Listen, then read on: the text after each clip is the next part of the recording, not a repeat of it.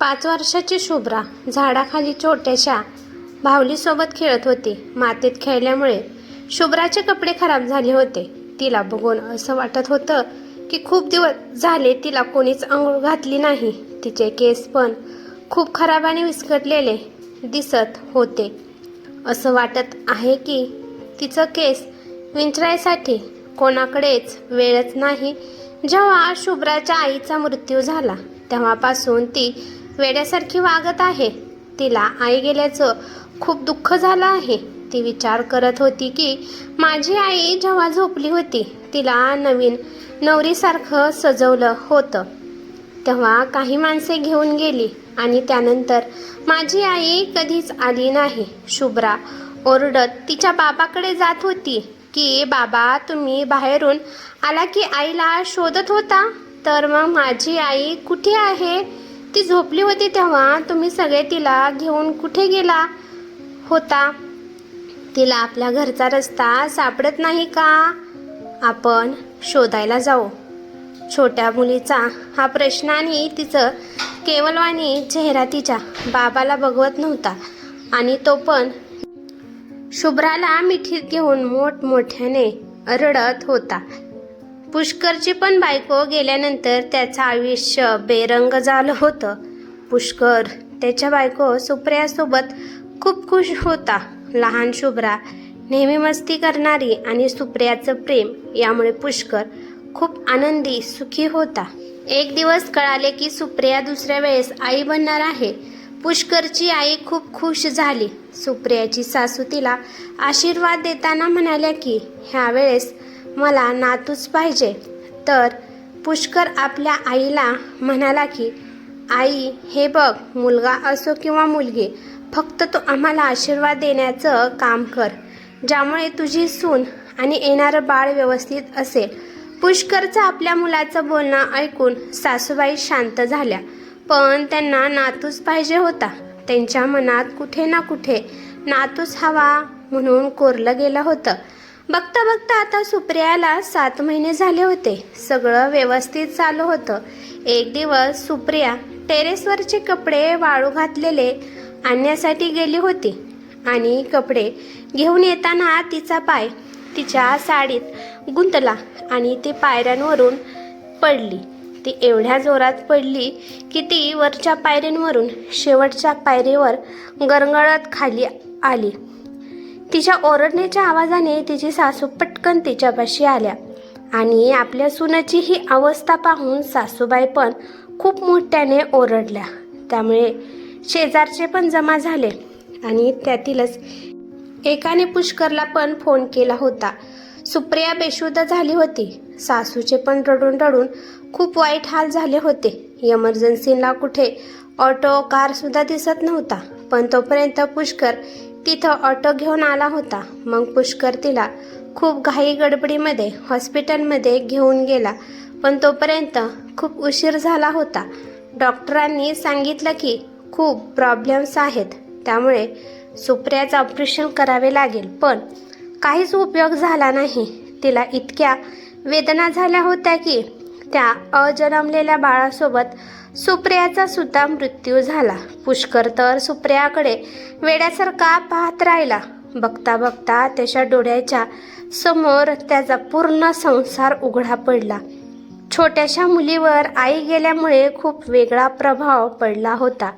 पुष्करचं पूर्ण आयुष्यच कोलमडलं होतं. तसं पण सासूबाईचं आता वय झालं होतं, त्यामुळे त्या एकटी सर्व काही काम करू शकत नव्हत्या. पुष्करची आर्थिक स्थिती एवढी चांगली नव्हती की तो एक मोलकरीण ठेवेल. खूप वाईट दिवस चालू होते. पुष्कर तर आतून खूप तुटला होता आणि नंतर तो ऑफिसला जाऊ लागला. ऑफिसवरून घरी आल्यानंतर तो शुभ्रासोबत थोडासा टाईम घालू लागला. पण हे सगळं करताना त्याच्या आयुष्यात घडलेला तो प्रसंग कधीच विसरू शकला नाही. त्याला नेहमी तो प्रसंग आठवत होता. त्याला सुप्रियासोबत घालवलेला क्षण आठवत होते. शुभ्रा सेम तिच्या आईसारखी दिसत होती. तिच्यासारखेच गोल चेहरा, काळे मोठे डोळे, मोठे नाक आणि सुंदर ओठ. शुभ्राला दिवस रात्र वाटत होतं तिची आई कधी ना कधी माघारी येईल. बघता बघता सुप्रियाला जाऊन आता 1 वर्ष झालं. नंतर पुष्करसाठी अंकिताचं स्थळ आलं. अंकिता एका गरीब घराण्यातील होती. अंकिताला 6 बहिणी होत्या. 6 बहिणीनंतर अंकिताला भाऊ झाला, पण त्यांची एवढी चांगली परिस्थिती नव्हती की त्या सगळ्यांचं शिक्षण करून त्यांचं चांगलं आयुष्य घडवतील. त्यातीलच एक बहीण मोठ्या आत्याकडे राहत होती आणि 2 बहीण तिच्या मावशीकडे राहत होत्या, कारण मावशीला मूलबाळ नव्हतं. अंकिता तिच्या छोट्या आत्याकडे राहत होती. काही माणसं मुलं जन्माला घालायला लाईन लावतात, पण जेव्हा त्यांना त्यांचं पालनपोषण करावं लागतं तेव्हा त्यांच्याकडे तेवढं सामर्थ्य नसतं. आणि अंकिता पण कसं तरी अडचणीला जाऊन लहानाची मोठी झाली होती आणि तिला पण छोट्या आत्याकडे पाठवण्यात आले होते आणि तिथेच तिचा सांभाळ झाला होता. आणि आई वडिलांना सोडून आत्याकडे लावल्यापासून अंकिता गप्प होती. अंकिताची छोटी आत्या तिला प्रेम तर खूप करत होती, पण कामे खूप सांगत होती. अंकिता जास्त शाळासुद्धा शिकू शकली नाही. नेहमी स्कूलमध्ये न गेल्यामुळे ती अभ्यासात पण जास्त हुशार नव्हती.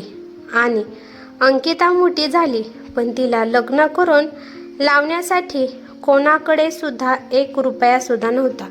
त्यामुळे एका मुलीच्या बापासोबत तिच्या घरच्यांनी तिचं लग्न जमवलं. पुष्करला पण वाटलं की लग्न झाल्यावर कमीत कमी शुभ्राला अंकिता आईचं प्रेम देईल. त्यामुळे पुष्कर फक्त शुभ्रासाठी या लग्नाला तयार झाला. पुष्करने शुभ्राला सांगितलं की तुझी नवीन आई येणार आहे. तर शुभ्राला झटका लागला आणि ती म्हणाली की म्हणजे बाबा, आता माझी आई कधीच येणार नाही, असं म्हणून शुभ्रा रडू लागली. मग पुष्करने तिला उचलून घेतलं आणि तिला समजावलं की बाळा, नवीन आईसुद्धा तुला खूप प्रेम करेन, तुझी खूप काळजी घेईल, तुला खूप छान छान शिकवेल. असं सांगितल्यावर शुभ्रा कशीबशी तयार झाली. त्या दिवसापासून शुभ्रा थोडीशी खुश राहू लागली. पण एक दिवस शुभ्रा अंगणात खेळत होती, तेव्हा तिथे काही आसपासच्या बाया बोलत होत्या की आता या छोट्या शुभ्राचं आयुष्य कसं होईल काय माहीत.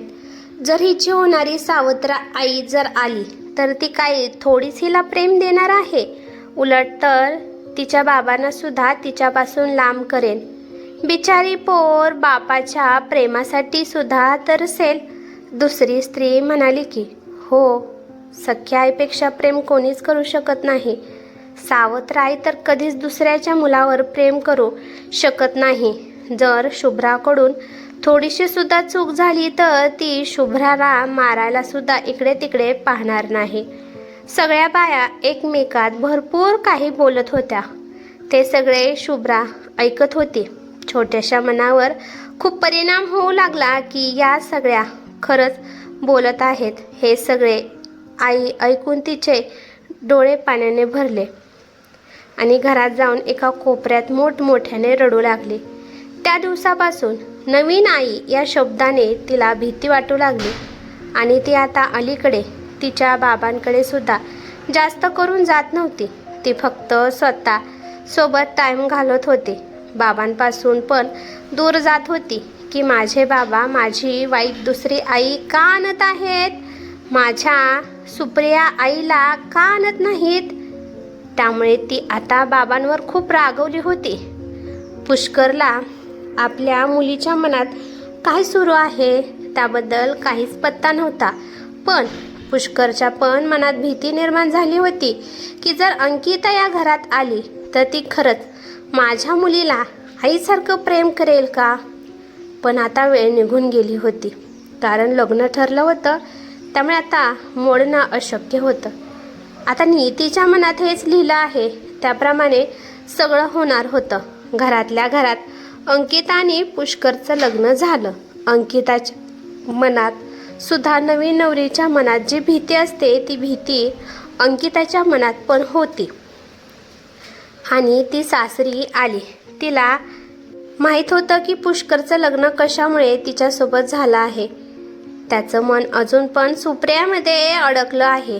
तो त्याच्या पहिल्या बायकोला खूप प्रेम करत होता. त्यामुळे अंकिताने आत्ताच आपल्या नवऱ्याकडून कोणतंच अपेक्षा ठेवली नाही. लग्नाच्या पहिल्या रात्री अंकिता तिच्या खोलीत बसली होती. तिच्या डोक्यात हजारो प्रश्न चालू होते. नवीन नवरीच्या मनाची हालचाल जशी असते तशी तिला होत होती. पण तिने दरवाजाकडे पाहिलं. तिला एक काळी सावली दिसली. त्यामुळे ती उठली आणि वाकून पाहिलं तर तिथे एक लहान मुलगी दिसली. ती मुलगी अंकिताला खूप न्याहाळून पाहत होती.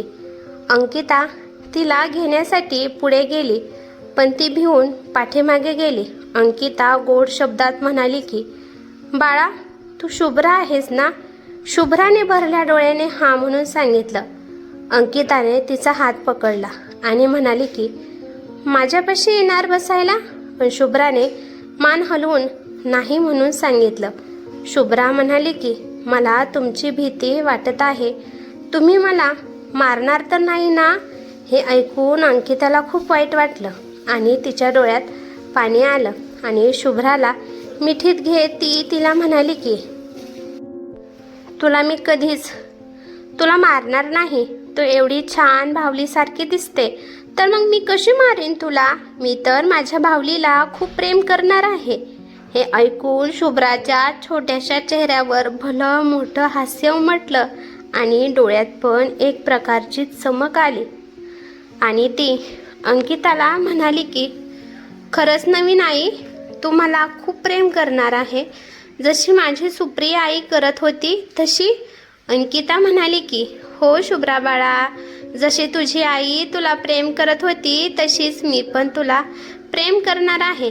पण तू मला नवीन आई म्हणायचं नाही, तू फक्त मला आई म्हणायचं. शुभ्रा प्रेमाने आई म्हणून अंकिताच्या गळ्यात पडली आणि थोड्याच्या अंतरावर पुष्कर पण उभा होता.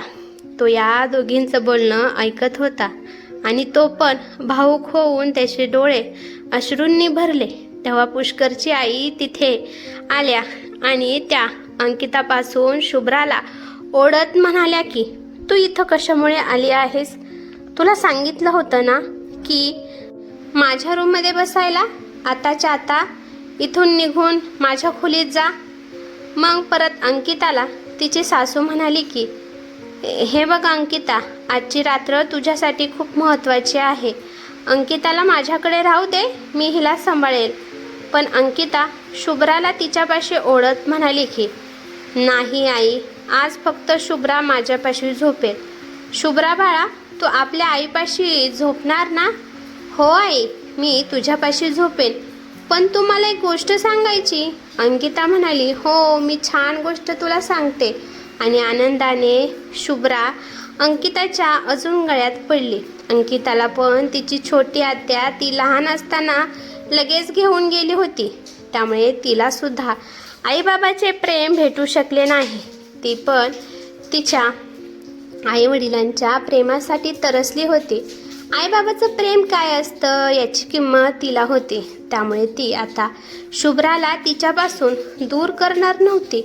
शुभ्राला किती त्रास होत असेल याची कल्पना तिला होती. पुष्कर पण आता टेन्शन फ्री झाला. अंकिताच्या रूपात तिला सुप्रिया सारखी आई भेटली होती आणि शुभ्रा पण खूप खुश होती की माझ्या सुप्रिया आईसारखीच बाबाने मला नवीन आई आणून दिली. आणि ती पण आता बाबांसोबत छान बोलत होती. काही दिवसांनी पुष्कर, अंकिता आणि शुभ्रा ते तिघे त्यांच्या छोट्याशा गृहस्थीमध्ये खुश राहू लागले. पुष्कर पण एका नवऱ्याचं जे कर्तव्य असतं ते कर्तव्य पार पाडत होता. खरी सांगायची तर आई ही आई असते, ती ना सावत्र असते ना कोण. सावत्र आईला सुद्धा आईचा दर्जा दिला तरी ती शेवटी आईच ना.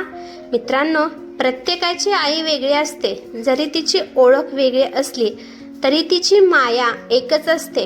आणि अशीच ही कथा होती. जर कथा आवडली असेल तर मला कमेंट करून नक्की सांगा आणि लाईक शेअर नक्की करा. आणि चॅनेलवरती नवीन असाल तर चॅनेलला सबस्क्राईब करा. धन्यवाद.